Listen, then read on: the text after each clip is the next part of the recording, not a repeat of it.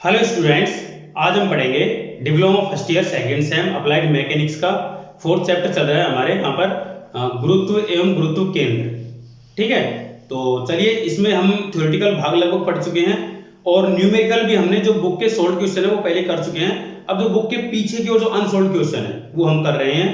ठीक है, अगले कल से या परसों से ऑनलाइन क्लासेस शुरू हो जाएंगी, तो उसके बाद में हम हो सकता है कि इनको फिर से रिपीट करें, लेकिन अभी हम यहाँ पर ये न्यूमेरिकल कर रहे हैं तो आप ध्यान से पढ़े इनको। ठीक है, तो देखिए क्वेश्चन क्या है। निम्न परिच्छेद में गुरुत्व केंद्र की स्थिति बताइए जो कि त्रिभुज वर्ग एवं अर्धवृत्त से मिलकर बना हुआ है। यहाँ पर देखिए ये त्रिभुज है, बीच में वर्ग है और ये अर्धवृत्त है ना, इससे मिलकर बना हुआ है। सभी मापे सेंटीमीटर में है, तो ध्यान दें यहाँ पर ये वर्ग है तो ये सारी मापे 10-10 सेंटीमीटर की होंगी, है ना। ये अर्धवृत्त है, तो देखो यहाँ पर अर्धवृत्त का हमें इन तीनों आकृतियों का पहले हम क्या निकालना है, इनका नंबर दे देते हैं। ये पहली, ये दूसरी और ये तीसरी।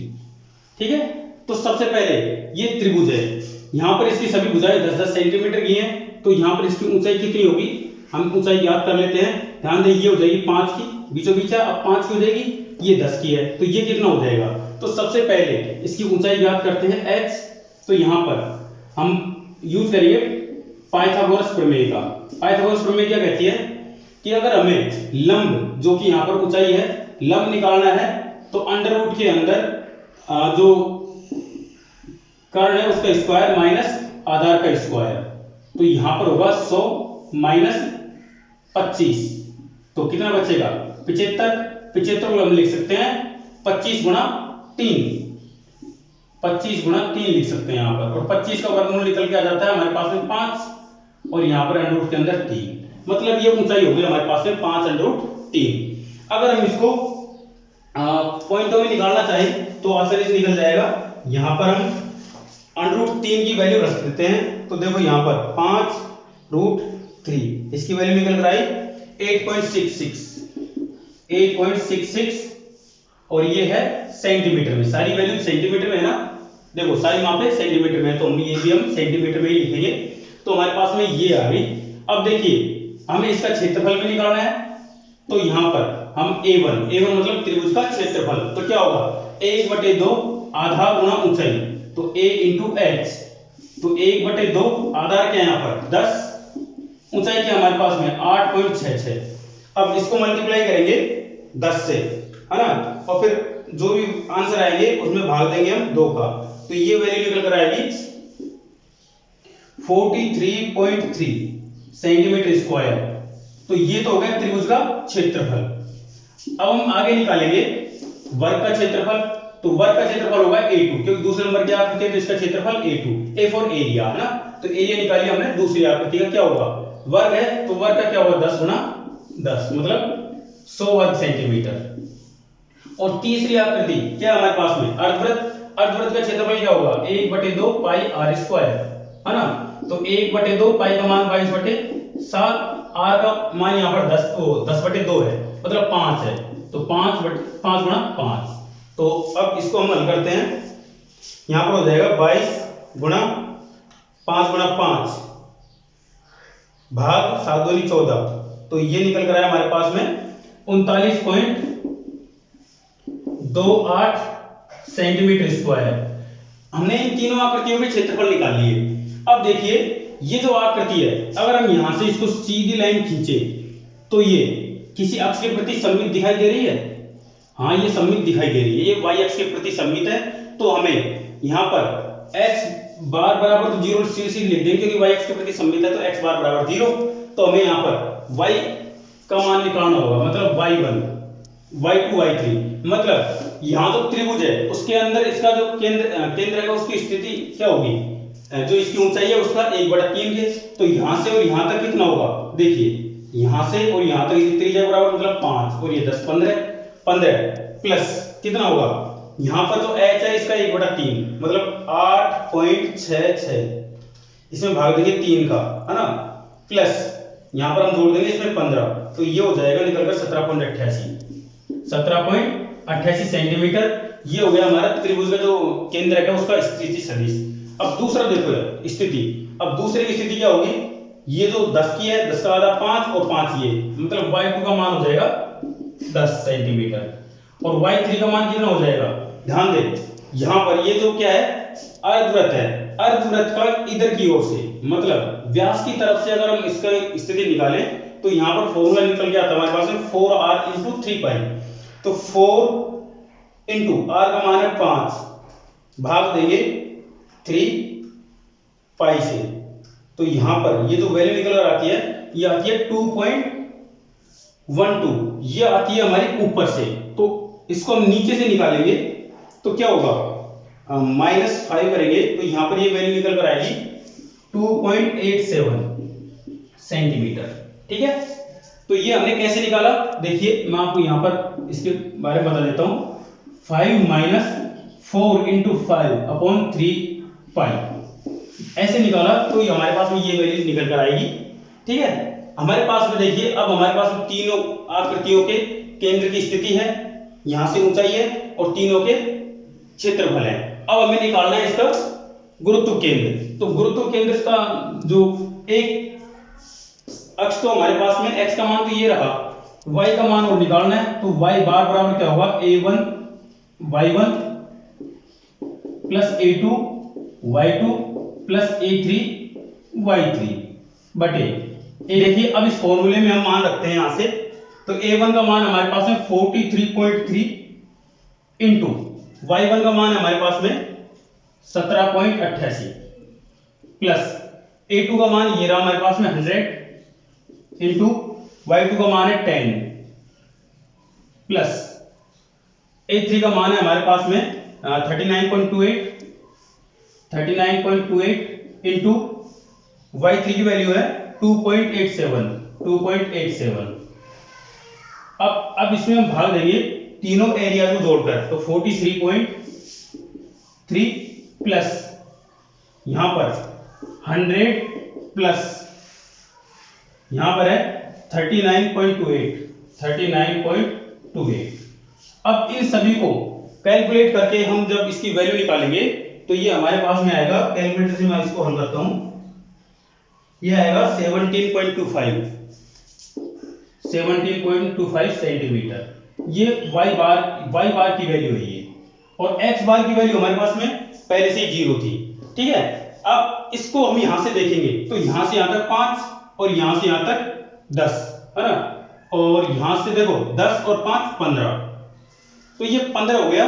और अगर हम इससे थोड़ा सा ऊपर चलेंगे तो ये थोड़ा सा यहां पर जाकर होगा 17, तो यहां पर इसका स्थिति निकल कर आएगी। ठीक है, 17 सेंटीमीटर ऊंचाई होगी इसकी टोटल ऊंचाई कितनी है देखो, 8 ये है, 10 ये 18 और 5 ये 23। तो 23 में से नीचे से अगर हम 17.25 सेंटीमीटर चलेंगे तो इसकी स्थिति निकल कर आएगी। ठीक है, इसको एक बार फिर से कैलकुलेट करते हैं। देखिए 17 नहीं आएगी, इसकी वैल्यू आएगी 10.338। देखो यहाँ पर ये कैलकुलेशन में मिस्टेक हो गई थी, ये हो गई 10.338 सेंटीमीटर। आप फिर से कीजिए एक बार। तो यहाँ पर ये स्थिति कहां पर निकल के आएगी इसकी, 5 ये और 5 ये 10 है ना, तो 10 से थोड़ा सा ऊपर आएगी, क्योंकि त्रिभुज और अर्धवृत्त में एक क्षेत्रफल में लगभग ज्यादा अंतर नहीं होता, इसलिए ये लगभग बीच से थोड़ा सा इधर की ओर शिफ्ट हो जाता है। ठीक है, तो ये हमारा इसका एक क्वेश्चन हो गया। अभी 2 क्वेश्चन और करते हैं, अनसॉल्व्ड क्वेश्चन।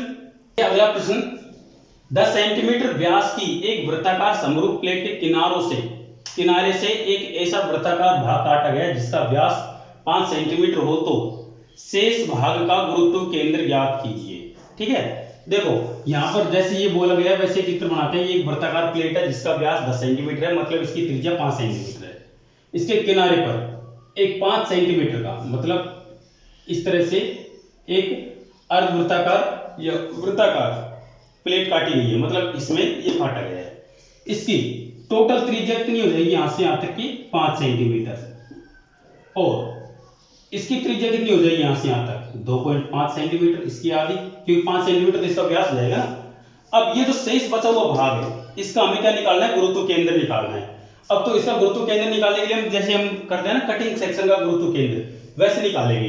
तो देखिए यहां पर हम इसको यहां से 2 बराबर भागों में बांटते हैं, तो ये देखिए ये x अक्ष के प्रति सममित है तो y बार का मान क्या हो जाएगा, 0 हो जाएगा। तो हमें क्या निकालना पड़ेगा, x का मान निकालना पड़ेगा। ठीक है, तो देखिए यहाँ पर 1 मिनट, ये x अक्ष के प्रति सममित है तो y का मान वो हो जाएगा। हमें निकालना है क्या, यहाँ से x बार का मान निकालना है। तो इसके लिए हमें पहले दोनों का क्षेत्रफल निकालना पड़ेगा। तो पहले को हम 1 नंबर मान लेते हैं, दूसरे को 2 नंबर मान लेते हैं। तो एक पहले का क्षेत्रफल क्या हो जाएगा, पाई आर स्क्वायर, मतलब 22/7। आर का मान क्या है, यहाँ पर आर का मान है हमारे पास है 5 सेंटीमीटर, तो 5 का स्क्वायर 25 हो जाएगा। हल करते हैं तो ये निकलेगा 25 इंटू 22/7, तो ये निकल कर आएगा हमारे पास में 78.57 सेंटीमीटर स्क्वायर। तो ये तो पहले का क्षेत्रफल हो गया। अब हम दूसरे का क्षेत्रफल निकालेंगे बिल्कुल सेम सूत्र से, पाई आर स्क्वायर से, तो 22/7 और यहाँ पर 2.5 इंटू 2.5।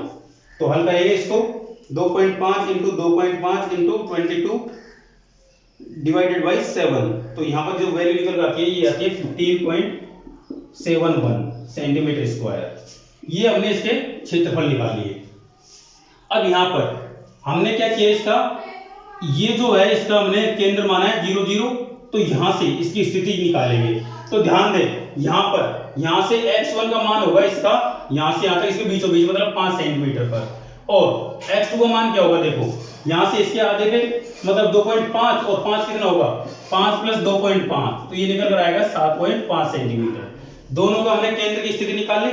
अब हमें निकालना है इसका x बार। तो ये कटिंग सेक्शन का क्षेत्रफल होगा a1 x1 minus a2 x2। देखो अब यहां पर हम इसका मान रखते हैं, तो यहां पर 8.57 78.57 गुणा x1 का मान है 5 माइनस यहां a2 का मान है हमारे पास में 15.71 इंटू 7.5 है ना। नीचे हम इसका क्षेत्रफल निकालेंगे तो यहां पर क्या होगा 78.57 माइनस यहां पर a2 का मान है 15.71।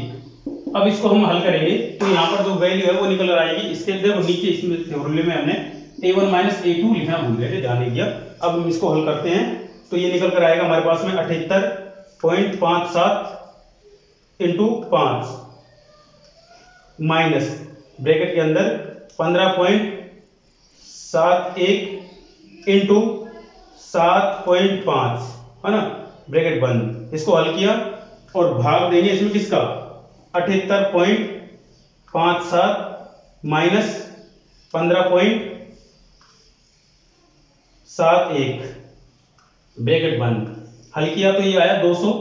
देखिए जब इसको हल करते हैं इसकी वैल्यू आती है 0.833 कुछ ऐसी वैल्यू निकल कर आती है, और ये सेंटीमीटर में होगी है ना। तो देखो यहाँ पर y बार का मान 0, x बार का मान ये, x बार का मान मतलब यहां से अगर हम चलेंगे तो ये थोड़ा सा इधर की ओर आता है यहाँ पर है ना। क्यों, क्योंकि आधा हिस्सा लगभग इधर को कट कर हटा दिया गया है, तो ये जो CG का मान है इधर की ओर शिफ्ट हो जाता है। ठीक है, तो ये हमारा दूसरा क्वेश्चन हो गया। अब चलिए एक क्वेश्चन और करते हैं।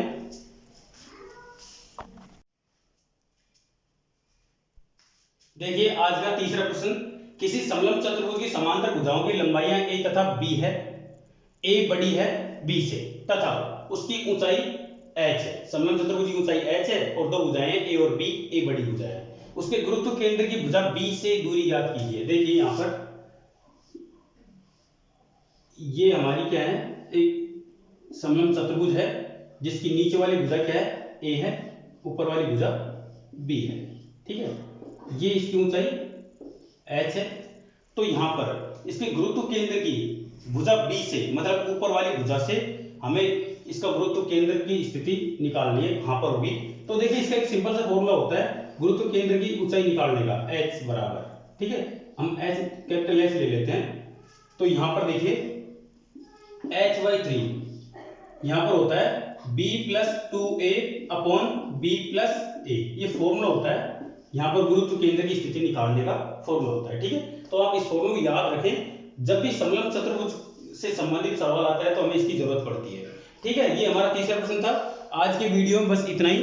अब मिलते हैं अगले लेक्चर में। Thank you.